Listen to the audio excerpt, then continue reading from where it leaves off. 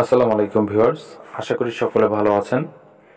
আজকের যে বাড়ির ডিজাইনটি আপনাদেরকে দেখাচ্ছি, এই বাড়িটি এল সিস্টেম করে 3 বেডরুম করে একতলা বাড়ি করা হচ্ছে। বাড়িটি ব্রিক ফাউন্ডেশনের করা হয়েছে।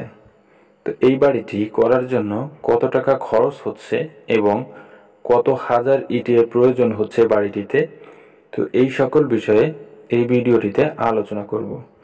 তো ভিডিওটি যদি আপনি সম্পূর্ণ দেখেন তো জানতে পারবেন এই বাড়িটি সম্পর্কে। তো ভিউয়ার্স, আপনি যদি আমার চ্যানেলে নতুন হয়ে থাকেন তো চ্যানেলটি সাবস্ক্রাইব করে রাখবেন। নতুন নতুন ভিডিও নোটিফিকেশন আপনার কাছে পৌঁছে যাবে। এবং যদি নিয়মিত সদস্য হয়ে থাকেন আমার চ্যানেলের, তো অনেক অনেক ধন্যবাদ। তো ভিউয়ার্স, বাড়ি করার ক্ষেত্রে আরসিসি অথবা ব্রিক ফাউন্ডেশন দুটি বিষয় আগেই ভেবে আপনার বাড়িটি করতে হবে।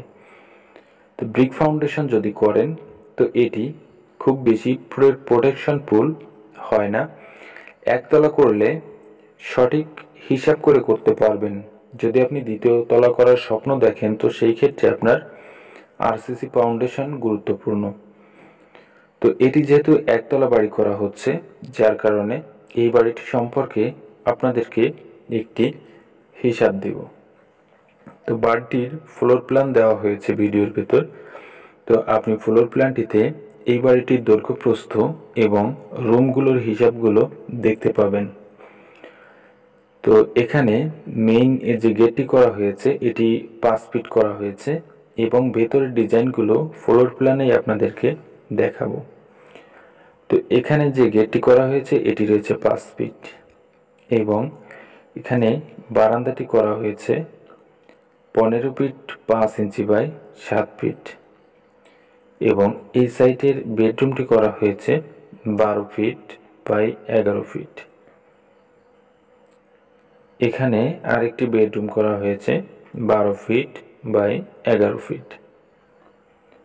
একটি মাত্র টয়লেট করা হয়েছে বাড়িটি, যেটি কমনভাবে ব্যবহারের জন্য, যা রয়েছে 4 ফিট বাই 6 ফিট এবং এখানে একটি বেডরুম করা হয়েছে 11 ফিট বাই 11 ফিট করা হয়েছে এটি। তো বাড়িটির দৈর্ঘ্যের দিকে রয়েছে 28 ফিট 8 ইঞ্চি এবং প্রস্থের দিকে রয়েছে 23 ফিট 3 ইঞ্চি, যার মোট স্কোয়ার ফিট রয়েছে বাড়িটির 667 স্কোয়ার ফিট।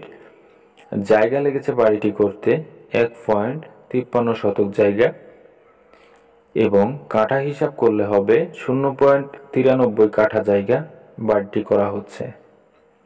তো এটি রয়েছে ফ্লোরের হিসাব। তো ছাদের ক্ষেত্রে এখানে কিছুটা বেড়ে যাবে, কারণ ছাদের কার্নিশ যখন দেওয়া হবে তখন সেই হিসাবটি ফ্লোর প্ল্যানে থাকে না সাধারণত, যার কারণে ছাদে কিছুটা বেড়ে যাবে।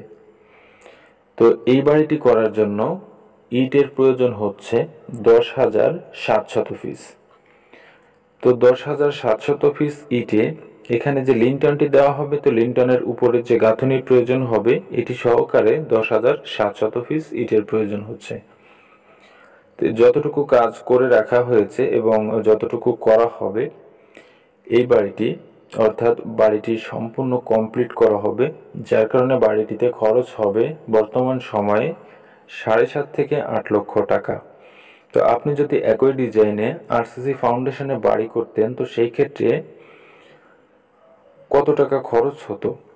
তো এখানে যেহেতু সম্পূর্ণ ইটের গাঁথনি করে করা হচ্ছে, তো একই স্পেসে কলামের প্রয়োজন হতো 10টি। তো 10টি কলাম দিয়ে এই বাড়িটি কমপ্লিট করতে খরচ হতো 12 লক্ষ টাকার মতো।